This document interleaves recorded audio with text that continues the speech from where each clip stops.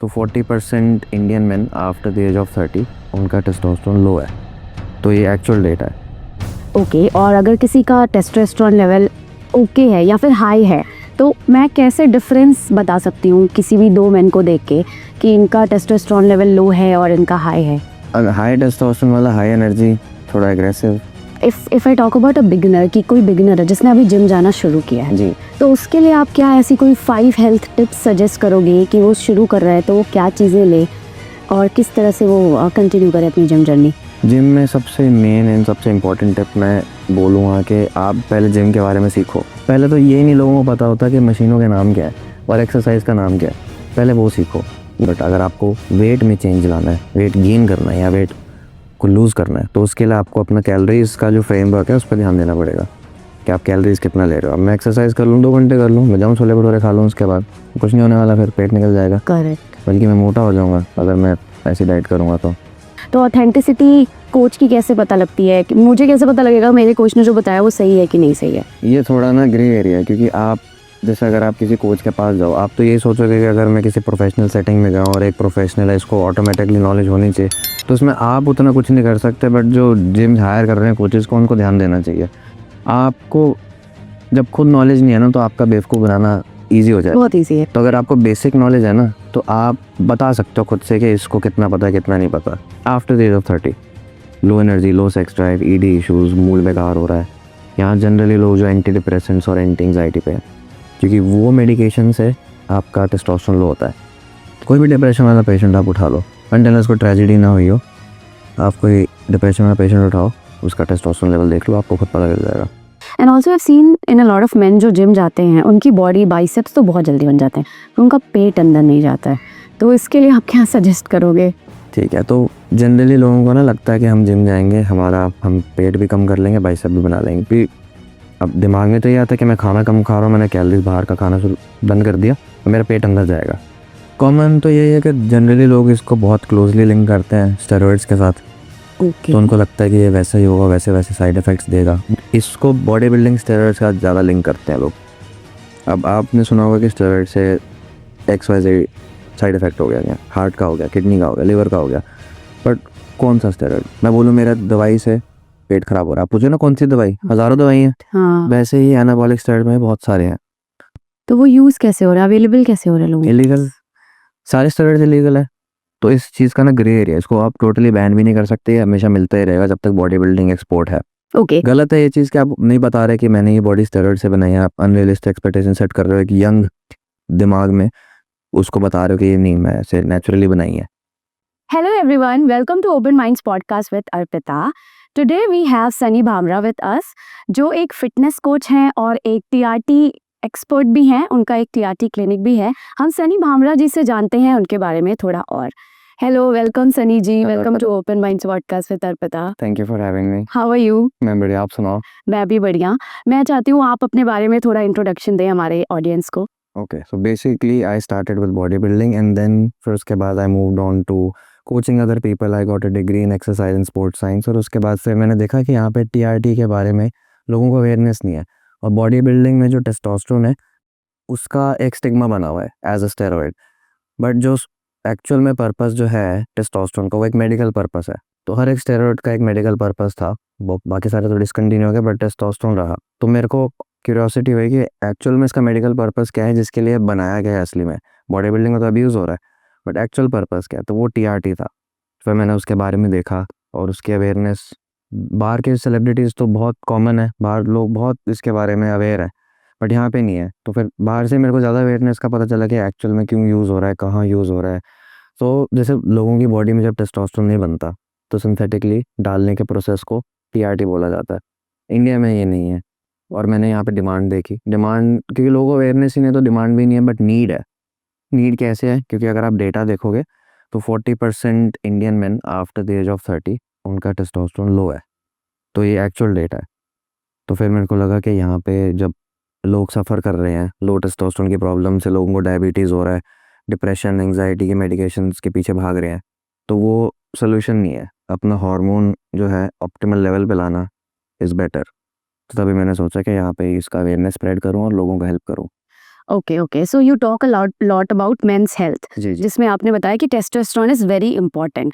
तो कैसे इंपॉर्टेंट, आप मुझे बताओ कि अगर किसी का लो टेस्टोस्टेरोन है तो वो कैसे इम्पैक्ट कर रहा है उसकी लाइफ को? डे टू डे लाइफ में आपको बहुत ज़्यादा इम्पैक्ट करेगा, क्योंकि जो टेस्टोस्टेरोन है ये मेन हार्मोन है, प्राइमरी हार्मोन है मेन का, जो ऑलमोस्ट हर चीज़ डिक्टेट करता है, starting from your mood to your sexual health to your muscle recovery, body में फैट किस तरीके से गेन हो रहा है, आपका इंसुलिन रिस्पॉन्स, मतलब ऑलमोस्ट हर चीज़ को डिक्टेट करता है। आप डे टू डे में कैसा फील कर रहे हो, अगर आपका टेस्टोस्टेरोन लो है तो आप ज़्यादा बात करना नहीं पसंद करोगे, चिड़चिड़े रहोगे, मूड लो रहेगा, एनर्जी लो रहेगी, तो ये सब सिम्टम्स आप फेस करोगे। कहीं को ईडी हो जाता है, सेक्स ड्राइव बहुत लो हो जाता है लोगों का, तो ये मेन प्रॉब्लम्स हैं जो फेस करते हैं लोग।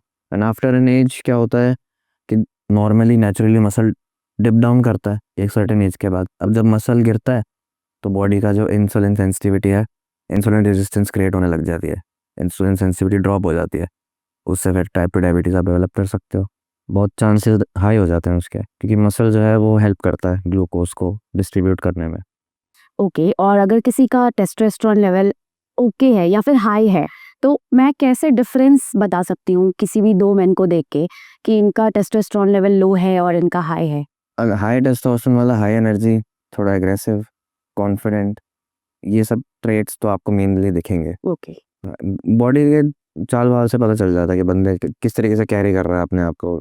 कॉन्फिडेंस तो चलो एक अलग चीज़ है, जो आप विद स्किल या विद, अगर आपको किसी स्किल का वो है, मतलब आपने प्रैक्टिस करा होता है, ऑटोमेटिकली आप कॉन्फिडेंट हो उस चीज़ में, that is a different thing. But जो एक नेचुरल कॉन्फिडेंस होता है वो लो दिखेगा आपको लो टेस्टोस्टेरोन वालों में।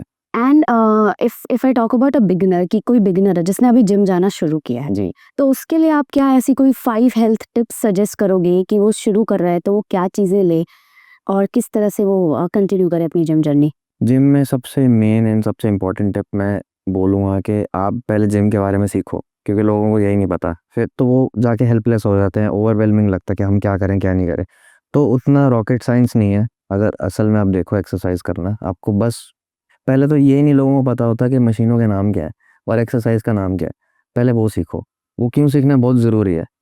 अब आपको एक्सरसाइज का नाम नहीं पता, आपको यही नहीं पता कि वो कौन से मसल को टारगेट कर रहा है, आपको यही नहीं पता वो मसल मेरी बॉडी में कहाँ है, माइंड मसल कनेक्शन कैसे बनेगा। आप बस गधों की तरह लगे हुए हैं मशीन खींचने, उससे कुछ भी नहीं होगा। तो ये मेन चीज़ है, मशीनों के नाम जानो, एक्सरसाइजेस के नाम जानो कि क्या होता है, कौन से मसल को टारगेट करता है, वो मसल मेरी बॉडी में कहाँ है। बेसिक एनाटॉमी, आपको कोई एकदम बायोलॉजी नहीं पढ़नी, नॉर्मल के बाइसेप, अच्छा है यहाँ पे बाइसेप है, यहाँ पे लैट है, ये डेल्ट है, बस। अब जब मैं वो एक्सरसाइज करूँगा तो मेरे को वहाँ पे फील होना चाहिए, माइंड मसल कनेक्शन बनेगा तभी ग्रोथ होगी। करेक्ट। तो ये चीज़ इंपॉर्टेंट है।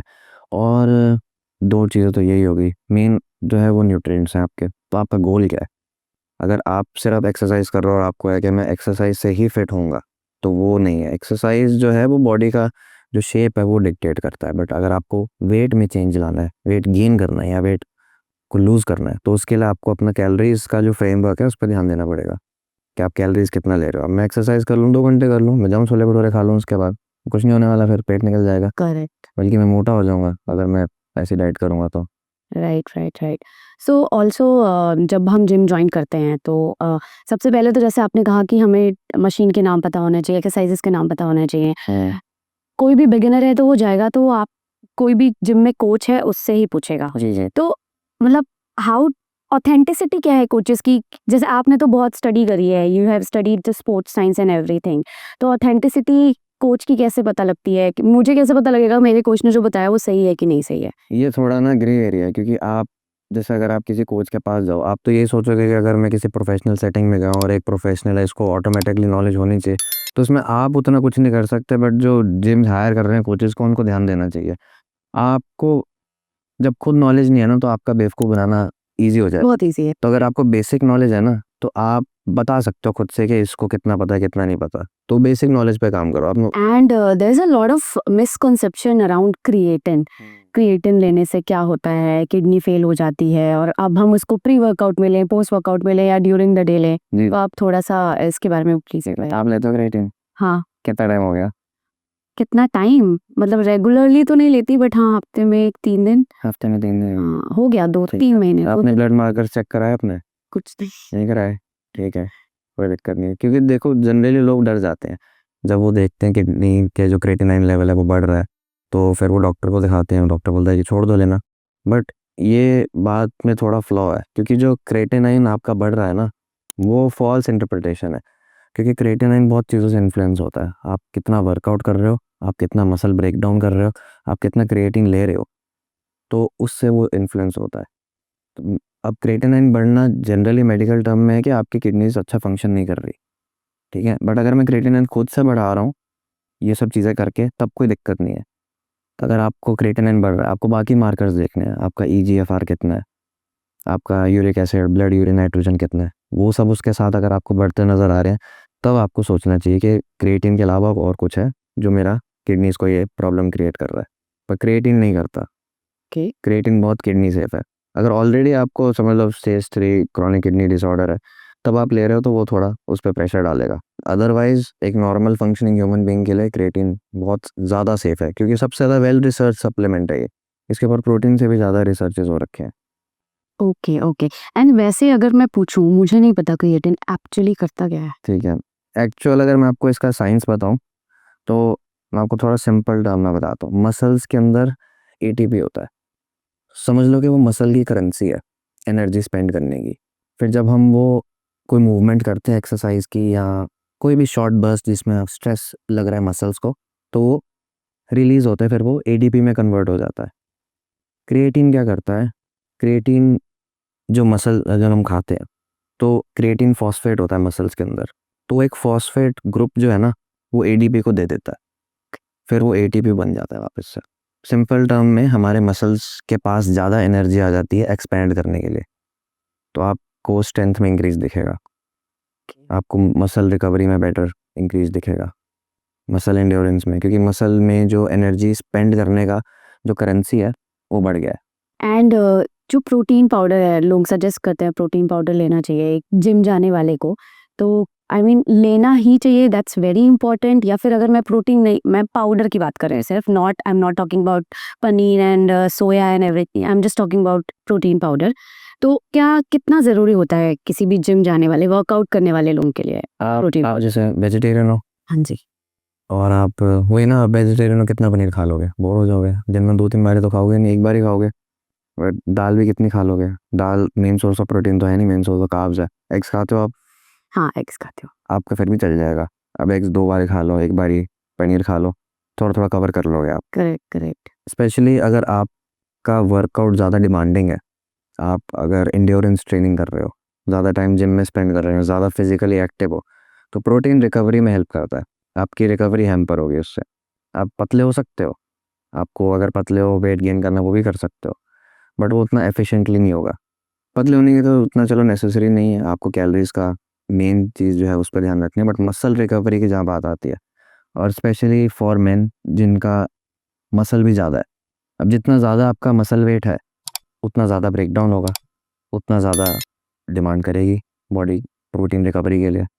उस हिसाब से रिक्वायरमेंट चेंज होती हैं। अब फॉर समवन लाइक यू, आप अंडे खा के और पनीर लेके, पनीर भी लो फैट पनीर, क्योंकि पनीर में फैट ज़्यादा होता है, नॉर्मल लो है, लो फैट पनीर लेके, टोफू हो गया, सोया हो गया, बट वो फिर उतना बेटर नहीं है जितना पनीर है अगर देखा जाए तो पनीर अंडे ही, आपके पास ज़्यादा कुछ बचा नहीं है। हाँ, तो इसी में क्वेश्चन है ये, I am forgetting the name, sattu powder, तो वो कितना हेल्प करता है? Is it a good protein source? ज़्यादा लोग तो गैस कर देगा बस। और तो कोई दिक्कत नहीं है ना? दिक्कत ये है कि वो जैसे दाल है, पल्सेस है ना, सत्तू बेसिकली क्या होता है, चने का पाउडर, चना क्या, पल्स ग्रेन्स दाल है ना, उसमें आता है। तो जो चना है, ये मेन सोर्स ऑफ प्रोटीन नहीं है, मेन सोर्स ऑफ कार्ब है ये।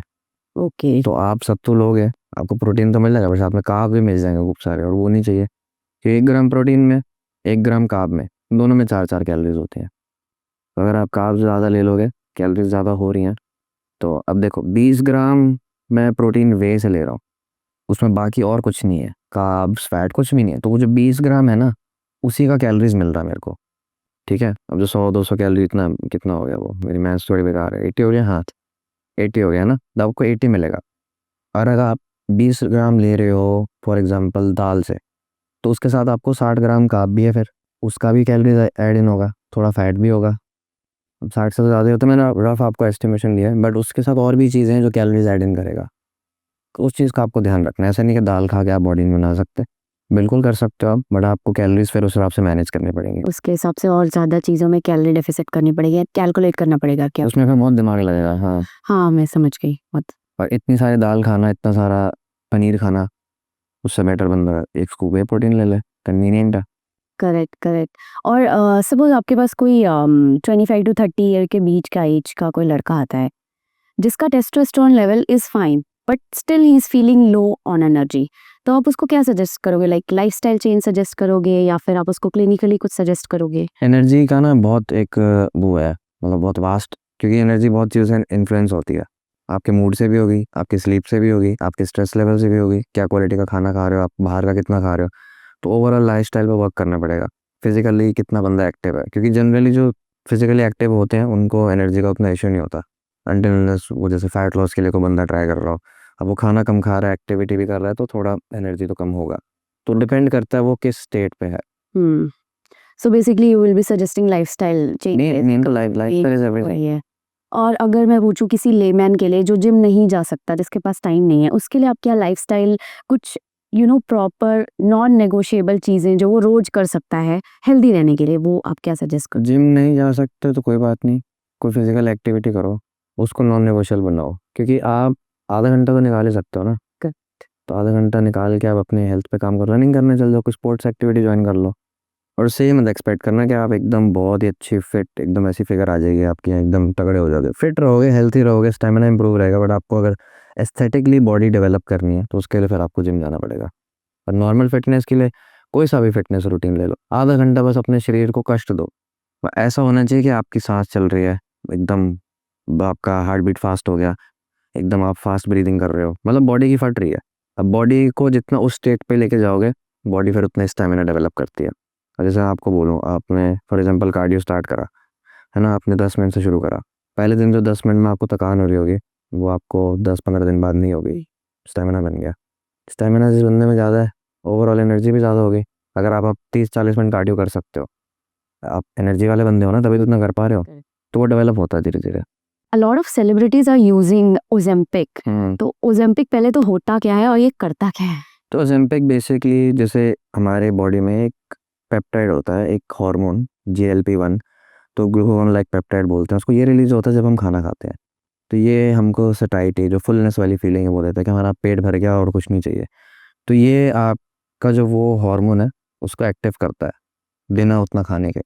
तो सिंपल सरल भाषा में ये आपका जो पेट है ना वो भर देगा बिना ज़्यादा खाना खाए, तो जल्दी आपको फुलनेस फीलिंग, और जो गैस्ट्रिक एम्पटिंग वाला प्रोसेस होता है उसको स्लो कर देता है। जो आपके जो इंटेस्टाइन से खाना पास आउट हो रहा है, उस प्रोसेस को स्लो कर देगा थोड़ा, तो पेट में खाना रहेगा और आपको जनरली भूख नहीं लगेगी। इंसुलिन सेंसिटिविटी थोड़ी इंप्रूव कर देता है, तो उससे जो इंसुलिन का रिस्पॉन्स है टुवर्ड्स योर फूड वो बेटर हो जाता है। तो उन चीज़ों में हेल्प करता है ये। बट इसका ड्रॉबैक क्या है, अब लोग इसको अब्यूज़ करते हैं, उनको, क्योंकि ज़्यादातर लोग जो ये सब चीज़ों पे जाते हैं ना वो आलसी होते हैं, उनको बस मेहनत नहीं करनी, तो उनको कुछ ना कुछ चाहिए। अब वो बंदा जब ऐसी चीज़ पे जाता है, तो मेहनत ना करना मतलब वर्कआउट ना करना, है ना, डाइट प्रॉपर ना लेना। तो जब आप वर्कआउट ना करो और प्रॉपर डाइट ना रखो, खाली ओलंपिक से करोगे, तो इससे बहुत ज़्यादा बोन मिनरल लॉस हो रहा है, मसल लॉस हो रहा है लोगों का। तो बहुत वीक हो जाती है बॉडी, बहुत फ्रेजाइल हो जाती है, आपकी हड्डी मतलब ऐसे टूट सकती है। ओके। हाँ, तो साथ में अगर आप एक्सरसाइज कर रहे हो, किसी समझदार इंसान के साथ अगर आप ये सब चीज़ें गाइडेंस के अंदर कर रहे हो, और अगर आपको पता है कि एक्सरसाइज करनी है, मेरे को डाइट सही रखनी है, तो आप सेफली यूज़ कर सकते हो। अब जो बंदा डिपेंड हो रहा है इस पे, वो सजेस्टेड नहीं है, क्योंकि आप डिपेंड हो रहे हो ना, मतलब आप फंडामेंटली कुछ ना कुछ गलत कर रहे हो, आप फिक्स नहीं कर रहे। Okay. And what is TRT actually? तो TRT है टेस्टोस्टेरोन रिप्लेसमेंट थेरेपी। अब जैसे सिंपली मैं एग्जांपल बहुत कॉमनली सबको देता हूँ कि अगर आपकी बॉडी इंसुलिन नहीं बना रही, इंसुलिन भी एक हार्मोन है जैसे टेस्टोस्टेरोन है, इंसुलिन नहीं बन रहा तो आप बाहर से लेते हो सिंथेटिकली, है ना। तो सिमिलरली जिनकी बॉडी टेस्टोस्टेरोन नहीं बनाती, तो उनको हम बाहर से सिंथेटिकली देते हैं, तो that is called TRT। Okay. जी, and how safe it is? काफ़ी ज़्यादा अगर आप डॉक्टर की गाइडेंस के अंदर करो। ये हर मेडिकेशन का ना एक बैरियर होता है, अगर आप फॉर एग्जांपल पेन किलर भी एक डोज से ज़्यादा ले लो, वो आपकी किडनीज को ख़राब कर देगा। अगर आप ये थेरेपेटिक रेंज में ले रहे हो और इसको अब्यूज़ नहीं कर रहे, तो जनरली कोई साइड इफेक्ट नहीं आता। ओके, सो मतलब एज़ सच कोई मेजर साइड इफ़ेक्ट नहीं है? अब देखो, अगर मेजर होता तो ये फार्मास्यूटिकली डिसकंटिन्यू हो जाता। फार्मेसी में मिल रहा है ना, तो नहीं डिसकंटिन्यू करा मतलब सेफ़ है। अब जैसे कई मेडिकेशन होते हैं डिसकंटिन्यू हो जाते हैं, कुछ टाइम के बाद आपको फार्मेसी में नहीं मिलते क्योंकि उनके बारे में रिसर्च है कि ख़राब है शरीर के लिए। करेक्ट। ये आई बिलीव 1960 और 70 से है फार्मास्यूटिकली, इतना पुराना है। तो अभी तक इसके बारे में कुछ ऐसा नहीं निकला और बहुत सारी रिसर्च हो रखी है इस पर। अब आप इसको अब्यूज़ करोगे एस्थेटिक पर्पसेस के लिए तो फिर हर चीज़ का नुकसान है। पानी ज़्यादा पीने से नुकसान होता है ना, करेक्ट। वो वाली बात है। ठीक है। सो आप किसको सजेस्ट करोगे टीआरटी? मैं उनको करूँगा जिनका जेन्युइन मेडिकल नीड है। कई लोग एस्थेटिक पर्पसेस के लिए भी करते हैं, अब उन लोगों को भी करता हूँ मैं। अब जो मेरे पास आते हैं बोलते हैं कि हमें सर स्टेरॉइड चलाना है, हमें बॉडी बनानी है, अब बेटर के वो जाएं किसी ट्रेनर के पास और वो सब कंपाउंड्स यूज़ करें जो पहली बात तो इलीगल है, इंसानों के लिए बने भी नहीं है और वो फार्मास्यूटिकल ग्रेड भी नहीं है। तो मैं उनको बोलता है एक सेफ़र अल्टरनेटिव है, आप टीआरटी पे थोड़े टाइम शिफ्ट होके आप अपना जो मसल बिल्ड करके फैट लूज़ करके वहाँ पे आप जाके एक हेल्थी लाइफस्टाइल बाद में मेंटेन कर सकते हो। एक तो वो क्लासिफिकेशन है। दूसरे जो क्लिनिकल हाइपोगोनाडल है, मतलब जिनकी बॉडी खुद से टेस्टोस्टेरोन नहीं बना रही, तो उसका आप टेस्ट करके देख सकते हो टेस्टोस्टेरोन कितना है बॉडी में कितना नहीं है। बेसिकली सिम्टम से पता चल जाता है। अगर किसी को सिम्टम है लो एनर्जी के after the age of 30, low energy, low sex drive, ED issues, mood बेकार हो रहा है, यहाँ जनरली लोग जो एंटी डिप्रेसेंट्स और एंटी एंग्जाइटी पे है, क्योंकि वो मेडिकेशन से आपका टेस्टोस्टेरोन लो होता है। टेस्टोस्टेरोन लो होने से एंग्जाइटी और डिप्रेशन होता है। समझ गया ना? हाँ, तो फिर तो ये साइकिल है ये तो, मतलब इसमें आप चलो डिप्रेशन में हो तो आप एंटी डिप्रेसेंट ले रहे हो, फिर उससे आपका टेस्टोस्टेरोन लो हो रहा है, उसकी वजह से आपको और लो एनर्जी है तो उसमें भी डिप्रेशन होता है, स्ट्रेस होता है। लो एनर्जी तो डिफरेंट है। लो टेस्टोस्टेरोन डायरेक्टली लिंक करता है डिप्रेशन और एंग्जाइटी से। अच्छा। आप किसी भी डिप्रेस्ड आदमी को देखोगे, जनरली डिप्रेशन किस एज में होता है? मिडिल एज मैन को होता है। मिडिल एज में तो टेस्टोस्टेरोन डिप होता है। किसी 20-30 साल के वो तो बोलते हैं कि डिप्रेशन है, वो तो ट्रेंड बना लेते हैं, बट एक्चुअल जो क्लिनिकल डिप्रेशन है वो 30-40 मिडिल एज मैन को ज़्यादा होता है। कोई भी डिप्रेशन वाला पेशेंट आप उठा लो, अनटिल उसको ट्रेजेडी ना हुई हो, आप कोई डिप्रेशन वाला पेशेंट उठाओ, उसका टेस्टोस्टेरोन लेवल देख लो, आपको खुद पता चल जाएगा। टेस्टोस्टेरोन जब बॉडी में हाई होता है ना, साइंटिफिकली जो कोर्टिजोल है आपका स्ट्रेस हार्मोन, उसका पाथ ब्लॉक कर देता है ये, तो स्ट्रेस बॉडी को उतना ही फील नहीं होने देता जो हाई टेस्टोस्टेरोन इंडिविजुअल है। And how do you know a lot of clinical terms, मतलब इतने सारे टर्म्स आपने यूज किए हैं, लेमैन लाइक मी हमारे लिए समझना थोड़ा सा मुश्किल है, आपको बहुत सारे टर्म्स आते हैं, तो देखो how do you know all this? इस चीज़ में ना इंटरेस्ट था, और जैसे मैं स्टार्टिंग में अब बॉडी बिल्डिंग करी मैंने, तो उसमें टेस्टोस्टेरोन यूज़ होता है और भी बहुत सारी चीज़ें यूज़ होती हैं, और मैं ना स्टार्टिंग से मेरा भी वो एक था कि यहाँ पे जो कोचेज़ हैं ना वो उतने ज़्यादा एजुकेटेड नहीं है इन सब चीज़ों को लेके। एक्सरसाइज के बारे में तो चलो ठीक है, उतना वो नहीं है, बट बाकी अगर आप हेल्थ की बात करो और मेडिसिन्स की बात करो तो उस चीज़ में उनको उतना नॉलेज नहीं है। तो मैंने खुद से रिसर्च करा। मैं कहा रादर देन मैं किसी के पास जाऊँ, अपनी बॉडी में अननोन चीज़ें डलवाऊँ, मैं अपना टाइम लेके खुद रिसर्च करके मैं ये सब चीज़ों के बारे में पढ़ता हूँ। तो अब जैसे हम जो टीआरटी करवा रहे हैं सर्विसेज, अब ऐसा तो नहीं ना मैं पढ़ के कोई भी पढ़ के करवा दे, मैं एक्चुअल डॉक्टर्स के साथ काम कर रहा हूँ। तो we have a team of doctors जो आपका ब्लड वर्क चेक करेंगे, उसके बेसिस पे आपको प्रिस्क्रिप्शन बना के देंगे।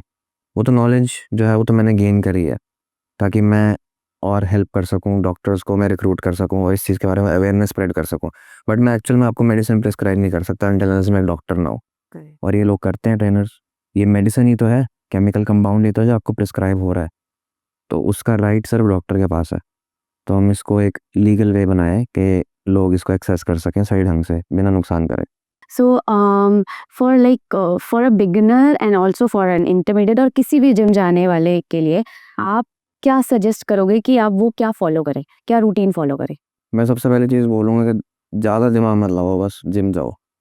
एक कंसिस्टेंट हैबिट बनाओ, बस जिम जाओ, बस तुम वहाँ जाके टाइम स्पेंड करो। बेशक वहाँ पे तुम गप्पे-वप्पे मारो, कोई दिक्कत नहीं। एक आदत बनाओ, रूटीन बनाओ जाने का। अपने आप तुम देखोगे कि बाकी लोग इम्प्रूव हो रहे हैं, हम पेट निकाल के बैठे हैं, तो खुद से कुछ ना कुछ तो मन करेगा ना करने का, कहीं तो हाथ-पैर मारोगे।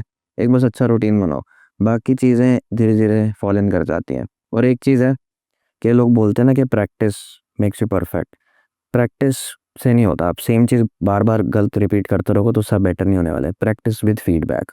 तो अपना एक ओपन माइंड रखो सीखने का, कि हमेशा एक लर्निंग फेज़ है लाइफ, तो ये भी एक लाइफ का पार्ट है, तो ये भी एक लर्निंग फेज़ है। तो आप सीखो, फीडबैक लो, प्रैक्टिस करो, एक्सरसाइज करो, फीडबैक लो, पूछो कहाँ गलती, क्या गलती, कैसे इंप्रूव हो सकता है। ऐसे जब रेपिटेटिव ये होता रहेगा ना, तो ये सब कंपाउंड होता रहेगा, आपकी नॉलेज कंपाउंड होती रहेगी, वो आपका एक्सपीरियंस कंपाउंड होता रहेगा, तो आप विद इन सम टाइम आप खुद एक्सपर्ट बन जाओगे। Okay okay. And also I seen in a lot of main जो जिम जाते हैं उनकी बॉडी बाइसेप्स तो बहुत जल्दी बन जाते हैं, पर उनका पेट अंदर नहीं जाता है, तो इसके लिए आप क्या सजेस्ट करोगे? ठीक है, तो जनरली लोगों को ना लगता है कि हम जिम जाएंगे, हम पेट भी कम कर लेंगे, बाइसेप भी बना लेंगे। फिर अब दिमाग में तो ये आता है कि मैं खाना कम खा रहा हूँ, मैंने कैलोरीज बाहर का खाना शुरू बंद कर दिया, तो मेरा पेट अंदर जाएगा। और हम जिम जा रहे हैं, हम डंबल मार रहे हैं, बाइसेप में दर्द हो रहा है तो बाइसेप बनेगा। पर दोनों में से जनरली एक ही चीज़ आपको मिलेगी। स्टार्टिंग में बिगिनर्स के लिए हो जाता है कि आपका मसल भी बनेगा, फैट भी जाएगा, क्योंकि बॉडी बिल्कुल यूज तो नहीं है, कोई स्ट्रेस नहीं दिया आपने बॉडी को। बट आफ्टर सम टाइम एक ही चीज़ होगी। ये जो दोनों करने वाली चीज़ें हैं ना, इसमें बहुत टाइम लगेगा, क्योंकि muscle building itself is a very slow process. तो अगर आप मसल बिल्डिंग के साथ फैट लॉस भी जोड़ दो, तो जो आप अचीव कर सकते हो विद इन 6 मंथ्स, उसमें साल 1.5 साल लग जाएगा आपको। तो पहले इस चीज़ पे फोकस करो। तो लोग ये नहीं समझ पाते। अब उनको है कि हमको मसल भी बनाना है, हमको पेट भी अंदर करना है। फिर जब पेट अंदर करने लगते हैं, फिर उनको दिखता है कि बाकी बॉडी छोटी हो रही है, वो तो मसल जा रहा है हमारा। फिर खाना ऐड करते हैं वो, फिर जब मसल बनाने लगता है तो पेट आ जाता है। तो आप पहले एक चीज़ पे फोकस करो। अगर आपका पेट है, बहुत टाइम से है, तो वो ऐसे नहीं जाने वाला, उसको आपको बिल्कुल ख़त्म करना पड़ेगा।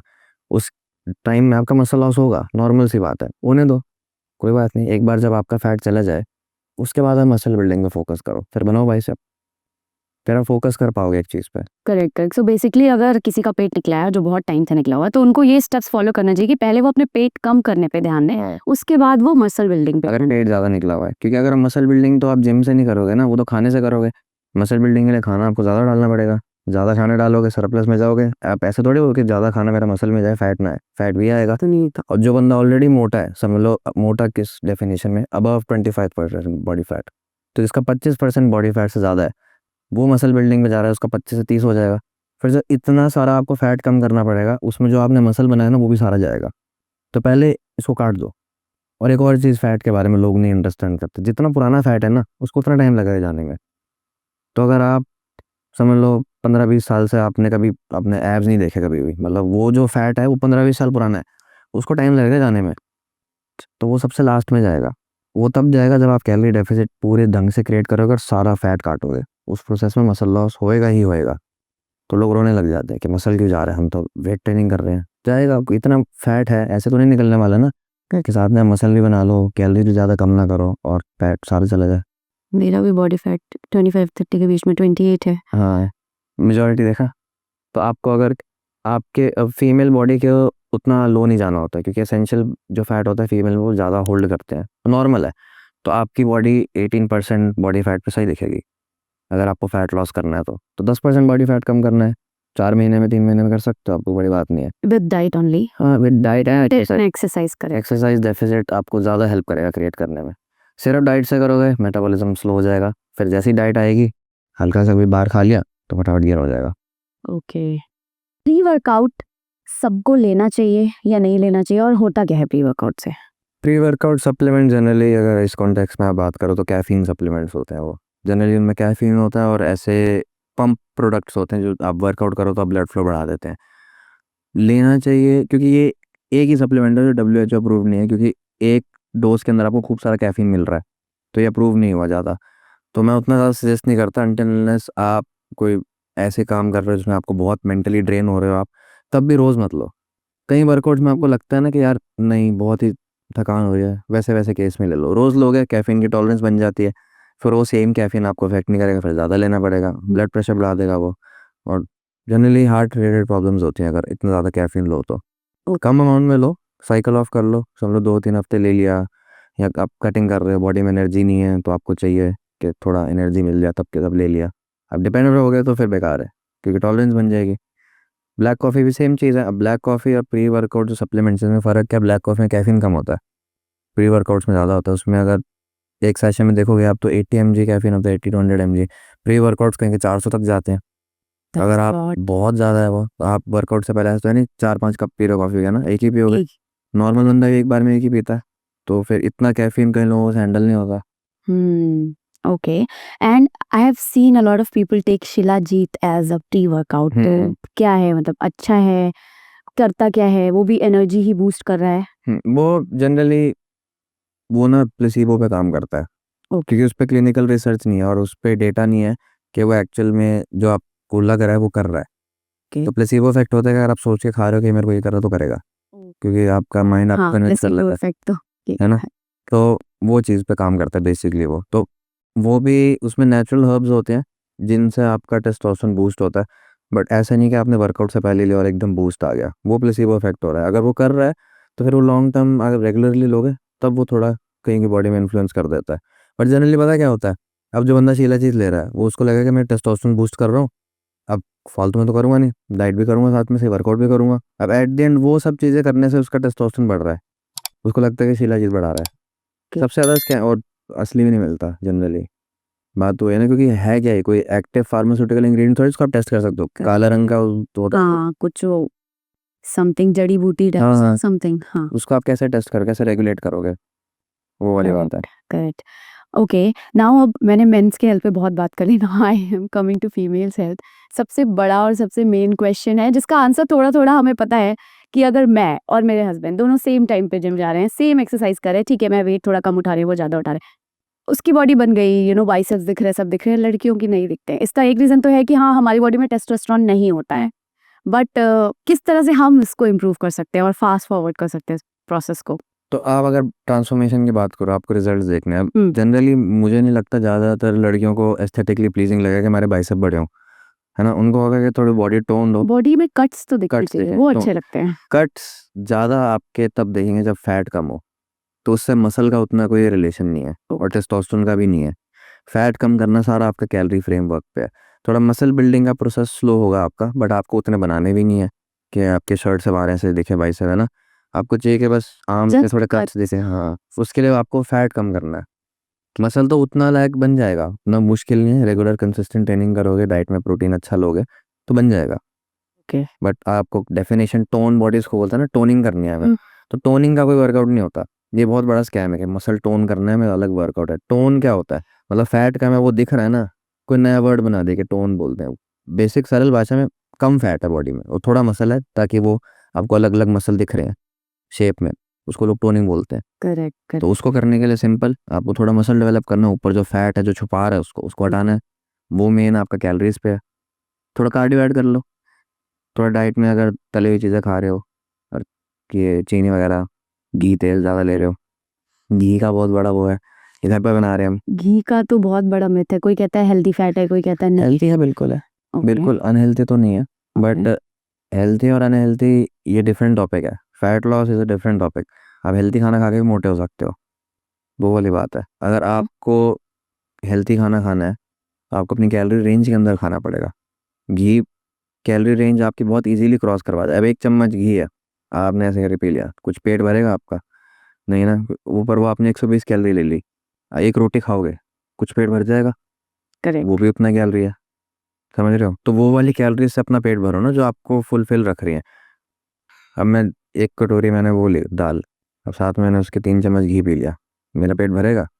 पर उसके बाद 3 रोटी खा लूँगा, मैं बहुत लंबे टाइम तक पेट भरा रहेगा मेरा। तो ये जो हिडन कैलोरीज है ना, इन पे आपको ध्यान रखना है। अब मैंने एक चीज़ देखी है, लोग जैसे सब्जी लेते हैं कोई भी, या दाल, जनरली दाल के साथ या चावल, उसके ऊपर से घी ऐड करते हैं फिर टेस्ट के लिए। वो आपने 100-200 कैलोरी और ऊपर डाल दी। समझ लो आप रोटी खा रहे हो, उसके ऊपर 2 रोटी चिपका के थोड़ी खाओगे अब आप। बट अगर आप जो 2 चम्मच घी डाल रहे हो, उससे वो सेम इफेक्ट आ रहा है in terms of calorie. So main फंडा is we need to eat whatever we are eating throughout the day, अपने कैलोरी उसके अंदर ही खाना है। एंड सिर्फ कैलोरी नहीं, I guess nutrition is also a very big point की सिर्फ कैलोरी काउंट कर लूँ अगर मैं, और अभी मैं गूगल पे या चैट जीपीटी पे डाल दूँ, तो वो तो मुझे, मैं बताऊँ मुझे 1100 कैलोरी खानी है तो वो मुझे 1100 कैलोरी के अकॉर्डिंग दे देगा हाँ जी। कुछ भी। बट फिर यहाँ पे न्यूट्रिशन भी आता है, right? So what do you think, कैसे हम अपना ये डिज़ाइन कर सकते हैं, अपना डाइट कैसे डिज़ाइन कर सकते हैं? ऑब्वियसली हम खुद नहीं कर पाएंगे, व्हाट डू यू सजेस्ट कि कैसे करना चाहिए? बेसिकली पहले तो जब मैं किसी को फैट लॉस के लिए या बॉडी ट्रांसफॉर्मेशन के लिए लाता हूँ ना, मेरे 3 वो हैं फंडामेंटल्स हैं। सबसे पहले बाहर का खाना निकालो, क्योंकि वो इजी होता है कंट्रोल। जो जो चीज़ें इजी है ना करने के लिए, उन पे कंट्रोल डालो। बाहर का खाना जितना अवॉइड कर सकते हो करो। सेकेंडली, कैलोरी डेफिसिट क्रिएट करो फ्रॉम एक्सरसाइज। लोग क्या करते हैं, हमने दिन भर का रोज़ दिन का जो खाना है ना घर का, उसको अटैक करते हैं कि ये कम खाएंगे हम। रोटी हम 3 खा रहे हैं तो 2 कर लेंगे। जो रोज़ दिन का खाना है वो एसेंशियल न्यूट्रिएंट्स हैं। रोटी में से जो आपको फाइबर कार्ब्स मिल रहा है वो आपको चाहिए। दाल में से जो आपको सब्जियों में से चीज़ें मिल रही हैं वो बॉडी को चाहिए। जो बाहर के खाने में से आपको मिल रहा है ना, वो अनप्रोसेस्ड फूड नहीं चाहिए आपको। उसको निकालो, कैलोरी डेफिसिट क्रिएट करो from your workout, cardio add कर दो, बॉडी थकाओ, थोड़ा स्टेमिना बिल्ड करो। उसके बाद जब ये सब चीज़ें आपने कर दी, अब फैट लॉस हो गया, आपको और करना है ना, फिर जो आपका रोज़ दिन का खाना है ना, उस पर वर्क करो। ये प्रोसेस है। अब रोज़ दिन के खाने में ये नहीं आप घी खा रहे हो, ये सब बेसिक बेसिक चीज़ सबको पता है कि घी, शुगर, कैलोरी डेंस, सिंपल। आपको मैं बताऊं, चैट जीपीटी सबके पास है, उस पर लिखो कैलोरी डेंस फूड्स, ठीक है। अब इंडिया में है तो calorie dense foods in India, वो सब बता देगा आपको कौन से कैलोरी डेंस फूड्स हैं, वो सब आपको अवॉइड करने हैं। कैलोरी डेंस मतलब छोटे अमाउंट में ज़्यादा कैलोरी, करेक्ट। जैसे घी हो गया, छोटा सा है, 1 चम्मच है, बट कैलोरीज है। आपको खाना है वॉल्यूमस फूड, इसका उल्टा, कि जो ज़्यादा हो साइज़ में बट कैलोरीज कम हो जाए। इतना बोल में सैलेड का अगर लूँ सैलेड, तो वो 100-150 कैलोरी होगा, बट वो इतना सारा है, समझ रहे हो। That's going to fill you and longer time के लिए वो आपको फुल कर पेट भरा रखेगा तो फिर आपको भूख नहीं लगेगी, स्नैकिंग नहीं करोगे, तो ओवरऑल आपका जो कैलोरी काउंट है वो कम हो जाएगा। भाई ये जितनी सारी टिप्स है ना, ये बेसिकली बंदे को फोर्स करते हैं कि वो खाना कम खाए, कैलोरीज कम। तो एट द एंड सब कैलोरीज का ही है। करेक्ट। अगर बंदा ट्रैक करने तो बैठेगा नहीं, तो आप बस यही ध्यान रखो कि बाहर का जितना अवॉइड कर सकते हो करो। और जब तक आप फैट लॉस कर रहे हो, ज़िंदगी भर नहीं करना। मैं भी खाता हूँ बाहर का, मैं काफ़ी खाता हूँ, बट जब मेरे को फैट लॉस करना होता है तब नहीं खाता मैं, क्योंकि वो एक फेज़ है। ज़िंदगी भर फैट लॉस नहीं करना। लोग इसको बहुत बड़ी मिस्टेक मान लेते हैं कि हमें सस्टेनेबल बनाना है फैट लॉस। वो मेरे को बेवकूफ़ लगते हैं लोग। आपको क्यों सस्टेनेबल बनाना है? फैट लॉस ज़िंदगी भर नहीं ना करना, आपको एक बार करना है। उसको मेंटेन करने का प्रोसेस इज़ डिफरेंट। जब आप कम कर रहे हो, अभी जैसे मैं, जो मेरा फैट परसेंटेज है, मेरे को भी कम नहीं करना और ना मेरे को बढ़ाना है, तो मैं मेंटेनेंस पे हूँ, तो मैं खा सकता हूँ बाहर का, मेरा मेंटेन हो जाएगा। बट अभी अगर मैं इसको कम करने की जर्नी में जाऊँ, तो फिर मैं ये सब चीज़ें निकाल दूंगा, एक चीज़ पे फोकस करूँगा। जब वो हो जाए तो धीरे धीरे करके मैं वापस अपनी कैलोरीज एडजस्ट कर लूँगा। एंड फैट लॉस का और ये जो बॉडी का फैट होता है उसका परसेंटेज मैंने सुना है कि लोग बोलते हैं सिंगल डिजिट में होना चाहिए, तो how much do you believe in that? नहीं, वो सिंगल डिजिट एस्थेटिक पर्पस के लिए बोलते हैं लोग। ओके। लड़कियों का अगर मुश्किल है सिंगल डिजिट पहुंचना, क्योंकि हम्म। लड़कियों में एसेंशियल फैट रिक्वायरमेंट ज़्यादा होता है। करेक्ट। लड़कों का सिंगल डिजिट पहुंचना, हेल्थ हेल्थ तो आप, हेल्थी रेंज पता है फैट परसेंटेज की? 15 to 20%। हल्का सा पेट भी हो तब भी वो बंदा हेल्थी कंसिडर होता है। अगर आप फिटनेस के पॉइंट ऑफ व्यू से देखो, सिंगल डिजिट वाले इंटरनली हेल्थी नहीं होंगे, बॉडी में वीकनेस होगी, मसल लॉस होने लग जाएगा इतना लो फैट परसेंटेज मेंटेन करने के लिए। तो एस्थेटिक लुक और एक हेल्थी लुक, दोनों में बहुत फ़र्क है। हेल्थी मतलब कि आपके इंटरनल ऑर्गन्स के मार्कर सब एकदम परफेक्ट हैं।